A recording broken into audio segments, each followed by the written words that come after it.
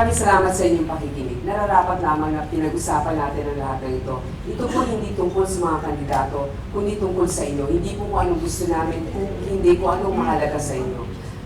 Dahil ito ay tungkol sa Mindanao, nais kong balikan ang mga nais natin gawin dito sa Mindanao. Unang-una, kailangan talaga na magkaroon ng sapat na kuryente na murang halaga para sa ating mga kababayan. Yan ay ating gagawin, i-rehabilitate natin ang lahat, babantayan natin ang mga transmission grids para ito naman ay sapat ang kuryente mo ibibigay. Pangalawa, trabaho para sa inyo. 30% po ng budget ng national government ilalagay natin dito. Pangatlo, kailangan din na magkaroon ng pagkipaglaban sa korupsyon. Pag ako po ay naging Pangulo, unang executive order, magkakaroon ng freedom of information na matagal na natin ginugusto. Sa Pilipinas, sa buong Pilipinas, sa Mindanao man, ang importante ay isang leader na mapagkakatiwalaan.